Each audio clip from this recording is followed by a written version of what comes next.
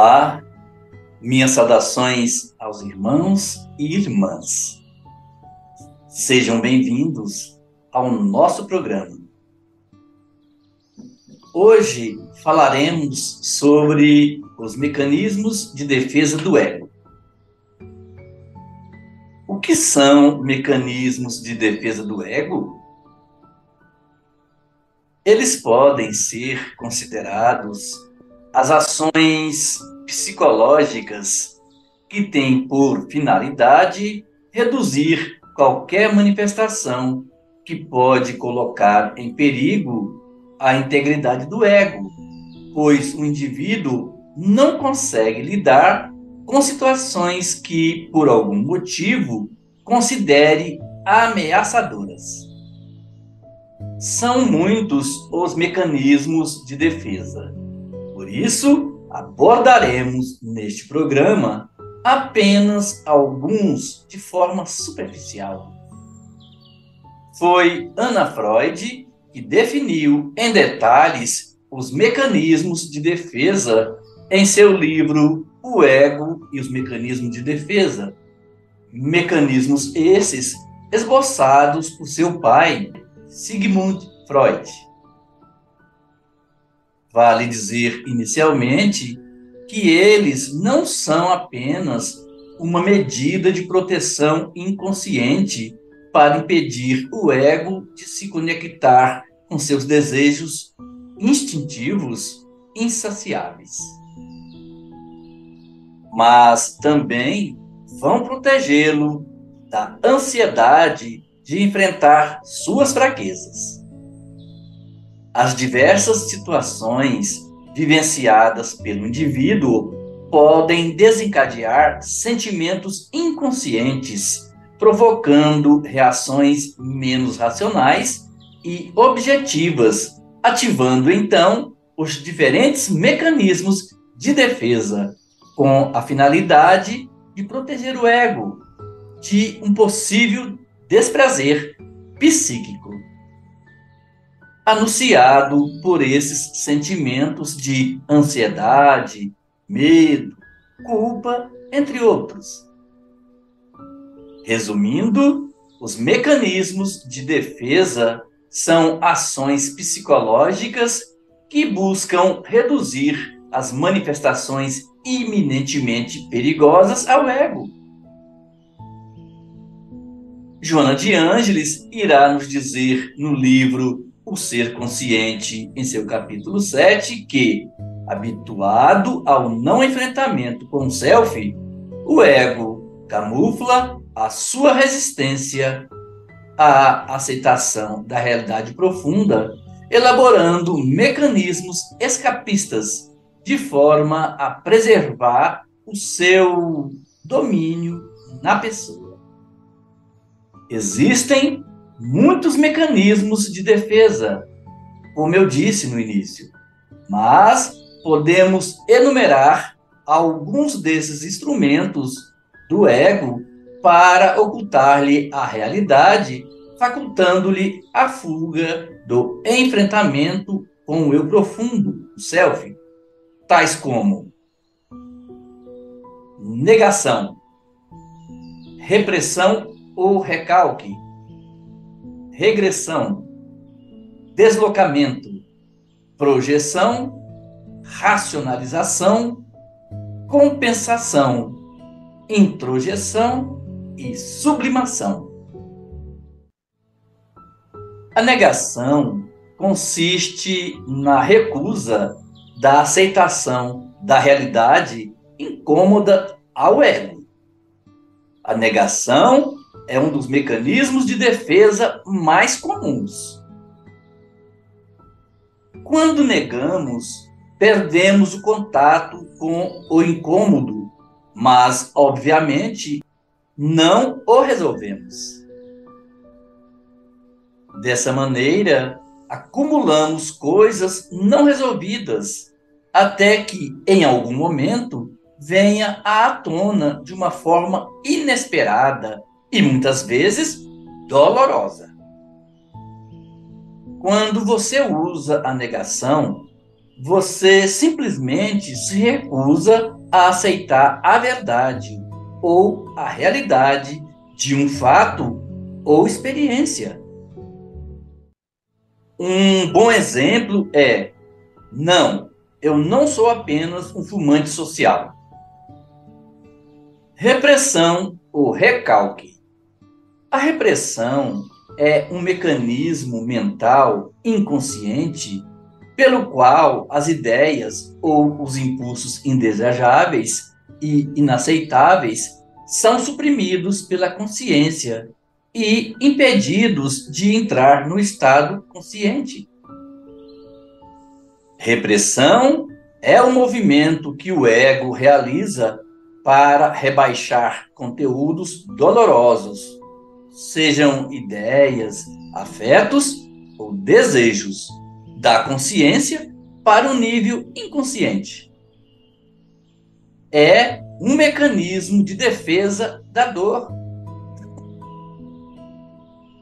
A repressão, o recalque, afasta um determinado evento da consciência, mantendo-o à distância no inconsciente.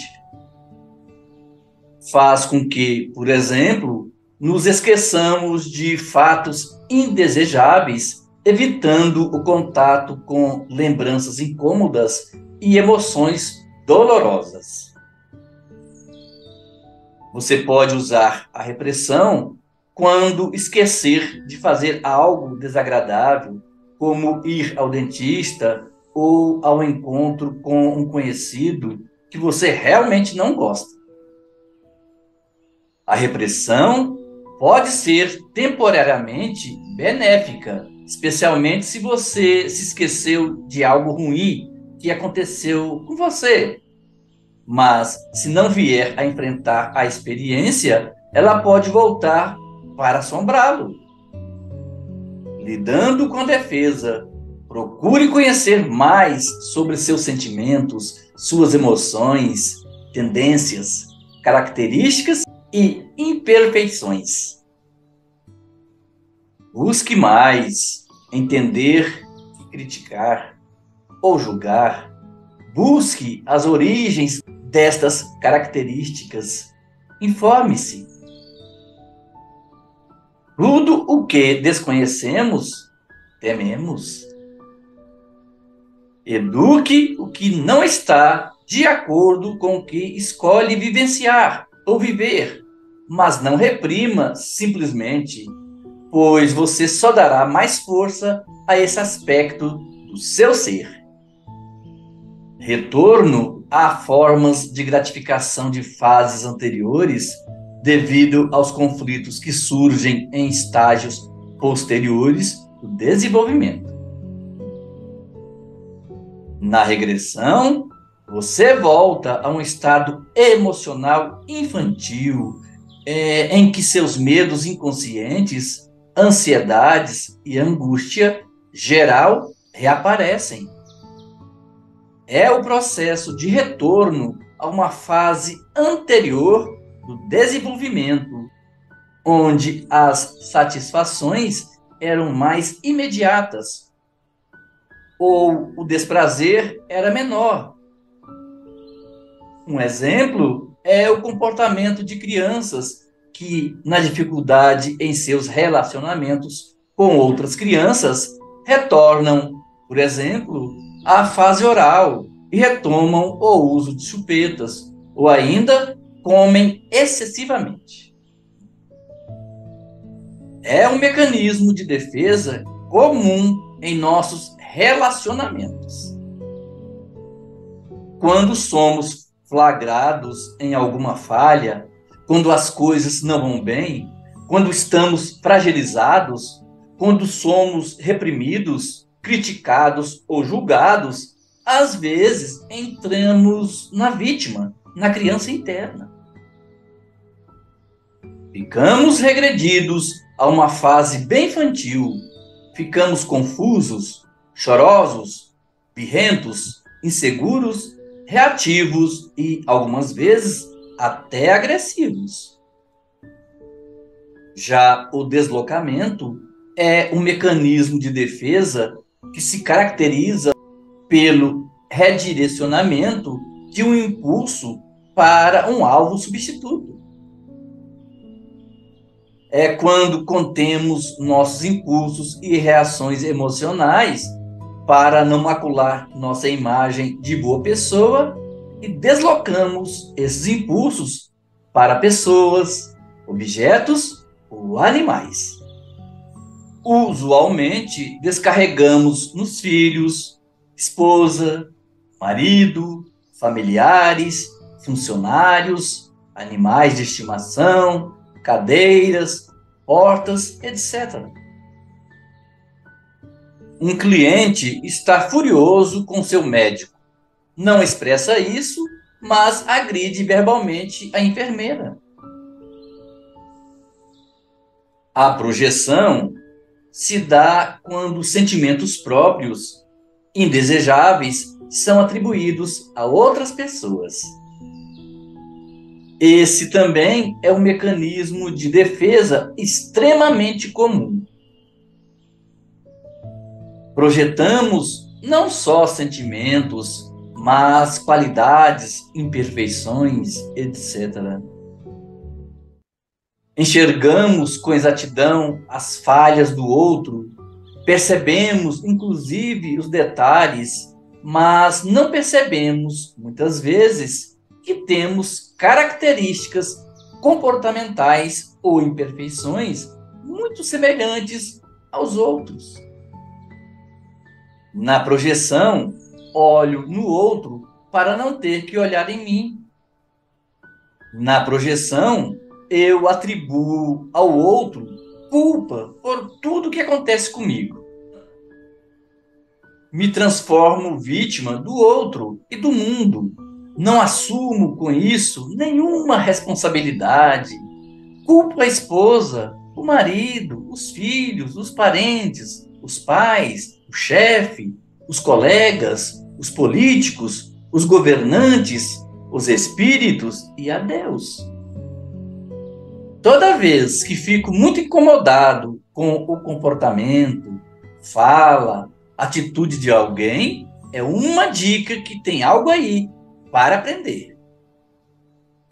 Se assumo ao menos uma parte da responsabilidade, se estou sempre atento a olhar minha parte em todas as circunstâncias, se estou aberto para admitir e reconhecer também minhas falhas e imperfeições, provavelmente não precisarei projetar tanto no outro. A racionalização é um processo pelo qual a pessoa elabora desculpas ou razões lógicas para tentar justificar comportamentos, pensamentos ou sentimentos inaceitáveis. A racionalização é o mecanismo de fuga de maior gravidade do ego, por buscar justificar o erro mediante aparentes motivos justos, que degeneram o senso crítico de integridade moral, assumindo posturas equivocadas e perniciosas. Sempre há uma razão para acreditar-se favoravelmente os atos, mesmo os mais irrefletidos e graves, através das razões apresentadas que não são legítimas. A compensação é uma forma de um indivíduo garantir um equilíbrio entre as suas características em termos de qualidade e deficiências. O excesso de pudor, a exigência de pureza podem ser compensações por exorbitantes desejos sexuais reprimidos e anelos de gozos promíscuos, vigentes no ser profundo, o self. Outros exemplos. O sujeito não se considera bom em gramática, mas tira excelentes notas em matemática. Um aluno ruim nos esportes se consola por ser bom em matemática. Introjeção estreitamente relacionada com a identificação, visa resolver alguma dificuldade emocional do indivíduo ao tomar para a própria personalidade certas características de outras pessoas. Joana nos diz em O Ser Consciente, em seu capítulo 7º, que a pessoa introjeta-se nas vidas dos heróis, aos quais ama e com quem se identifica, aceitando ser parecida com eles. Assume-lhes a forma, os hábitos, os traquejos e trejeitos, o modo de falar e de comportar-se. Quando buscamos características dos outros para compensar o não acesso às nossas próprias qualidades. Nos relacionamentos, esse mecanismo é muito comum, pois buscamos nos completar através do outro. Precisamos sempre estar atentos, que necessitamos desenvolver essas características em nós mesmos. O outro serve apenas para nos lembrar que temos todas essas qualidades que, por algum motivo, estão adormecidas. Chegamos ao final de nosso programa de hoje. Dê um like em nossas transmissões, inscreva-se no canal do GAEB, acione o sininho para receber as notificações, comente nossos programas no espaço que fica logo abaixo aqui da descrição deste vídeo. Fique com Deus e até a próxima oportunidade.